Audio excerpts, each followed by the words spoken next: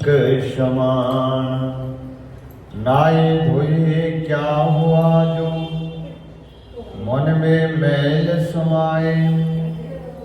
Mean सदा जल में रहे धोए बास न जाए।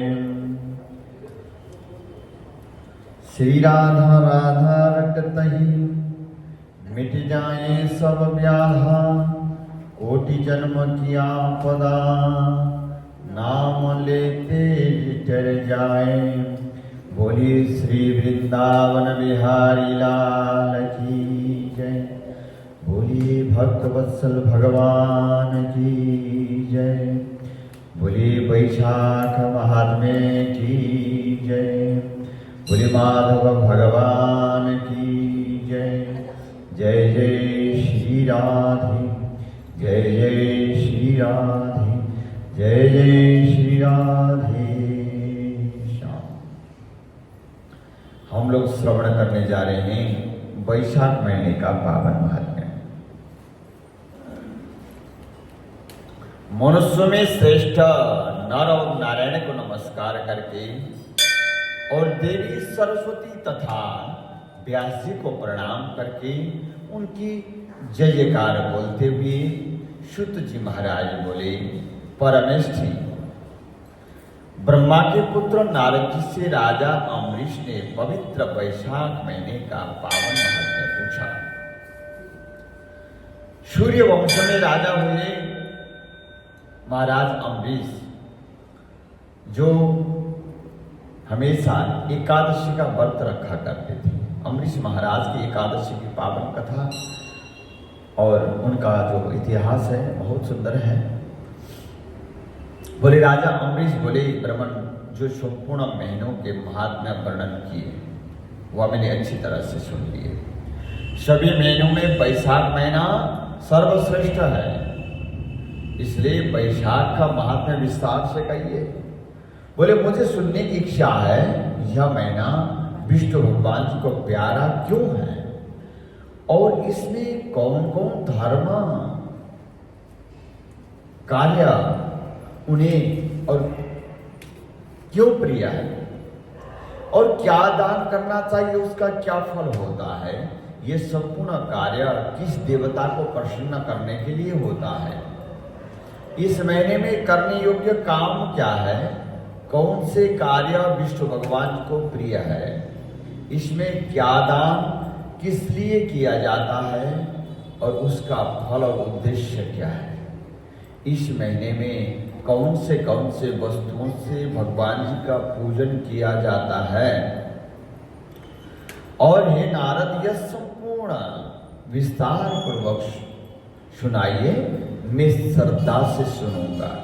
नारद जी कहने लगे, राजन सभी महीनों का महात्म्य पहले भगवान नारायण जी ने लक्ष्मी जी से किया था, जो मुझसे ब्रह्मा जी ने कहा है। संपूर्ण महीनों में कार्तिक, माघ और वैशाख महीना श्रेष्ठ है।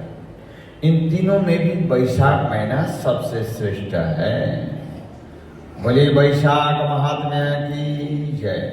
यह महीना माता के समान संपूर्ण जीवों को अभिष्ट फल देने वाला है। इस महीने में दान, यज्ञ, व्रत और स्नान करने से संपूर्ण पापों का नाश हो जाता है। यह महीना धर्म, कर्म, यज्ञ और तपस्या का एक सार है। इसकी देवता भी प्रशंसा करते हैं। यह महीना विद्याओं में वेद विद्या के समान है, मंत्रों में प्रणव ओम के समान है, वृक्षों में कल्प वृक्ष के समान है, गौओं में कामधेनु के समान है, नागों में श्रेष्ठ शेषनाग जी की तरह है, पक्षियों में श्रेष्ठ पक्षी गरुड़ जी के समान है, देवताओं में भगवान नारायण जी के समान है, वर्णों में ब्राह्मण के समान है, प्रिय वस्तुओं में प्राण और मित्रों में पत्नी के समान है, नदियों में गंगा के समान है, तेजस्वियों में सूर्य और शस्त्रों में चक्र के समान है, धातुओं में सोने के समान है, वैष्णव में शिव जी के समान है और शिव जी सबसे बड़े वैष्णव हैं। हाँ, तो इसमें लिखा है वैष्णवों में शिव जी के समान है, शिव जी जैसे वैष्णव न कोई हुए न कोई होगा। बोले रत्न में कौस्तुभ मणि के समान धर्म के लिए सबसे उत्तम महीना है।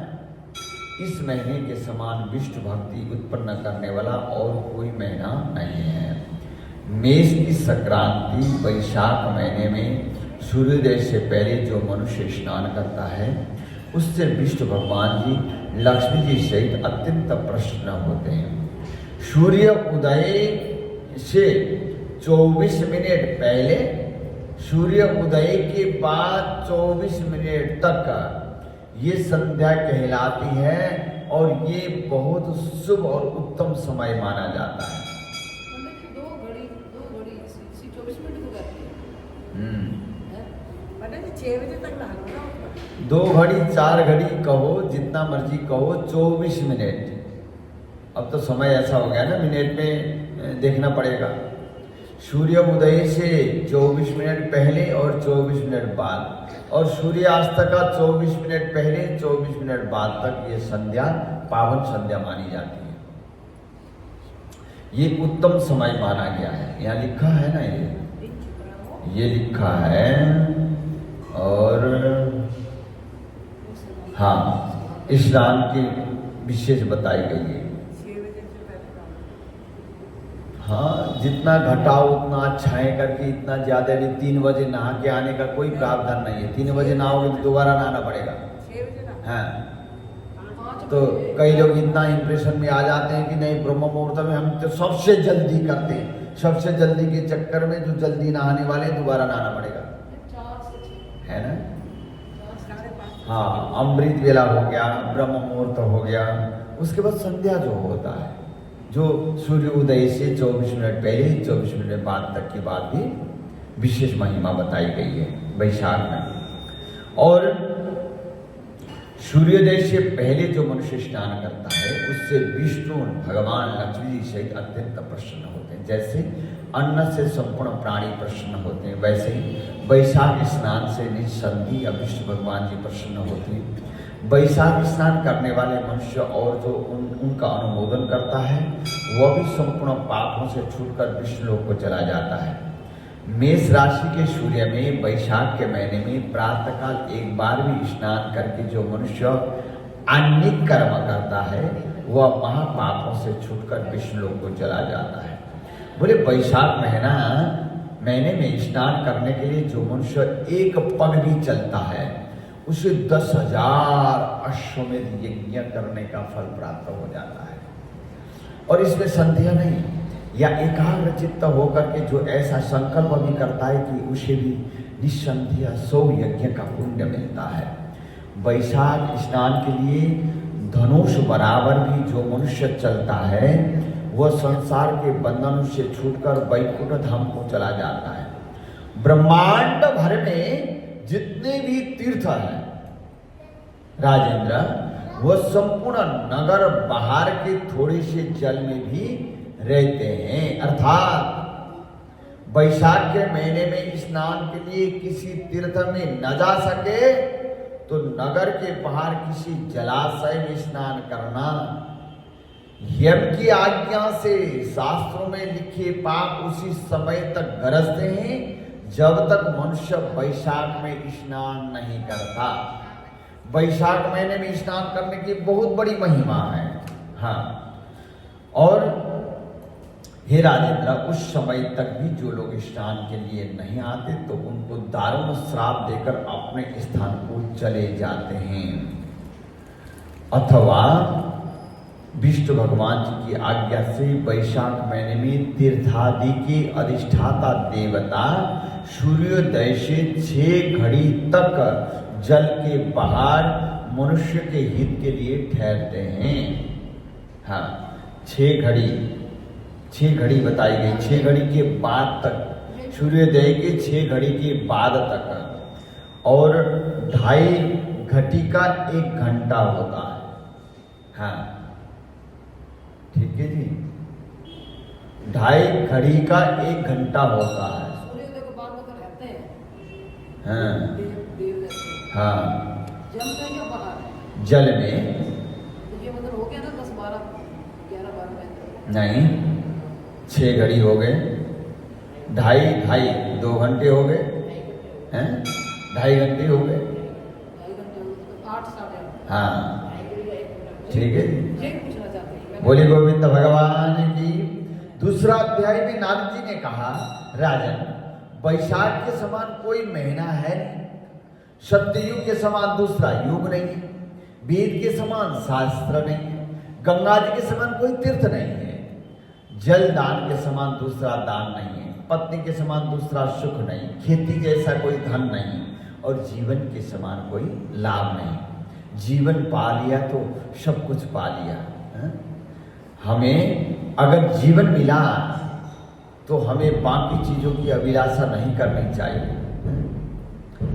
और उपवास जैसा दूसरा कोई तपस्या नहीं है, दान जैसा सुख और दया के समान दूसरा धर्म नहीं, तथा नेत्रों के समान कोई ज्योति नहीं, भोजन के समान कोई तृप्ति नहीं, खेती के समान कोई व्यापार नहीं, धर्म के समान कोई हितकारी मित्र नहीं, और सत्य के समान कोई यश नहीं है? और आरोग्य के समान कोई हर्ष नहीं, केशव के समान कोई रक्षक नहीं है, मानव के समान संसार में कोई पवित्र है नहीं। ऐसा परम उत्तम वैशाख महीना शेष साई भगवान को सदा प्यारा है। भगवान के प्यारे इस महीने को जो लोग बिना व्रत किए व्यतीत किए रहते हैं ना, वह धर्महीन होकर के शीघ्र ही पशु योनि पाते हैं। उनका कुआं बावड़ी बनवाना, बगीचा लगवाना आदि सभी धर्म वृथा है, उनका कुछ भी फल नहीं होता।